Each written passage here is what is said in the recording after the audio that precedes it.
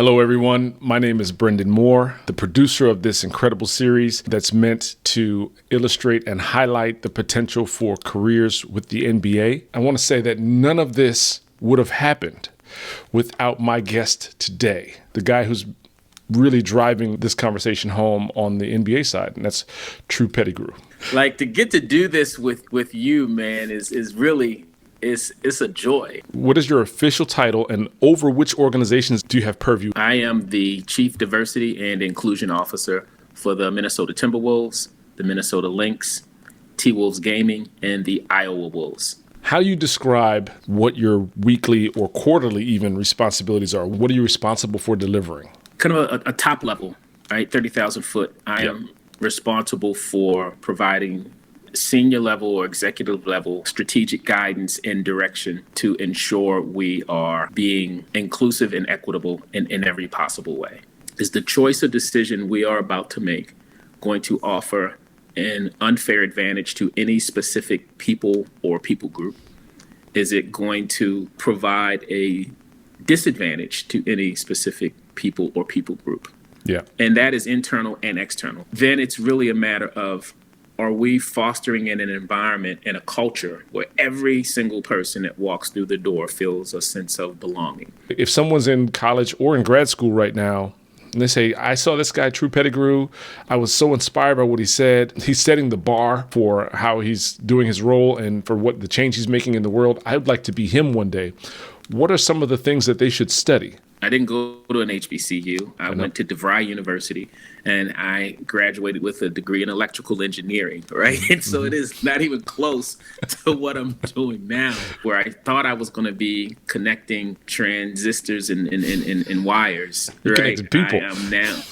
Right now I'm connecting hearts and minds. Yeah. I think the areas that I focus on most is human behavior, psychology, and leadership, that I just study just to allow myself to be more empathetic to other people's experiences and perspectives in an effort to be a better bridge builder. I guess there's still some engineering in there, right? You have no idea, dude. I have a degree and another one in civil engineering, which is about building bridges. Right. I'm producing digital content with you, trying to inspire kids to come and do some work.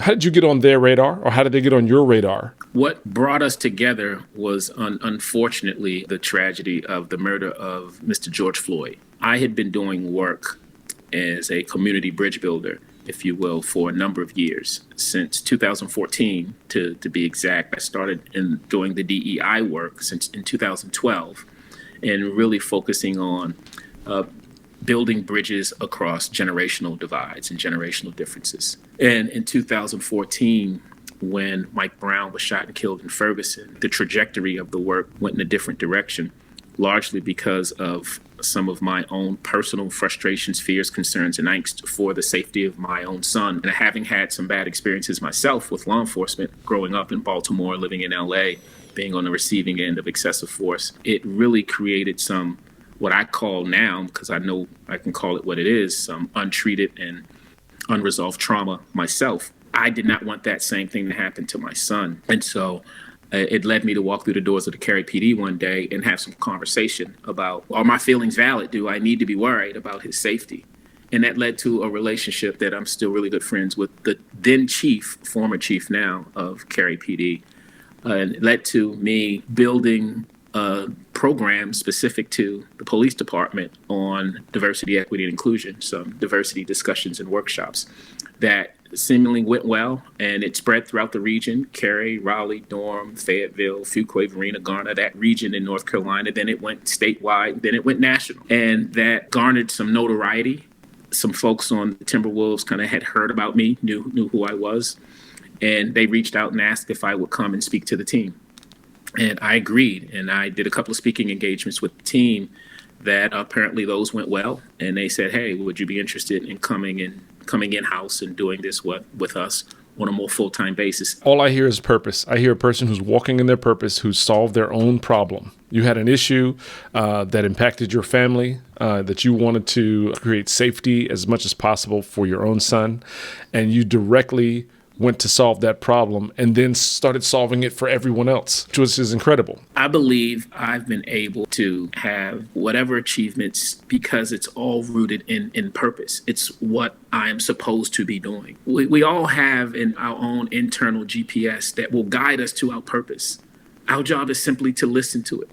And that GPS are our gifts, our passions, and our service. Whoever, if you are watching this, I'm going to look into this the little hole at the top. That's the camera, right? That's it. That's it, right? That was it. Right. Trust your gifts. You have those gifts for a reason. And we know you all have passions, things that you really care about, things that matter to you, right? But the goal is to find the intersection point between those gifts and those passions.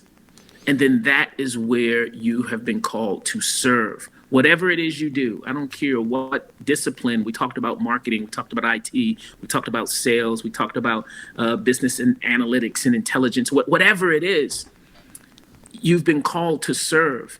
And what will help you elevate more than anything else is adding value, approaching it with the mindset of how can I best serve others? How can I best serve those around me? How can I best serve the greater good of others? And then that is when you know you're on purpose. And when you are on purpose with whatever it is you do, hear me when I tell you, you cannot. Did he say cannot? Yes, he said you cannot be stopped. It won't happen. So follow that GPS to your purpose, those gifts and those passions and that service. And that will open doors that you never even knew existed.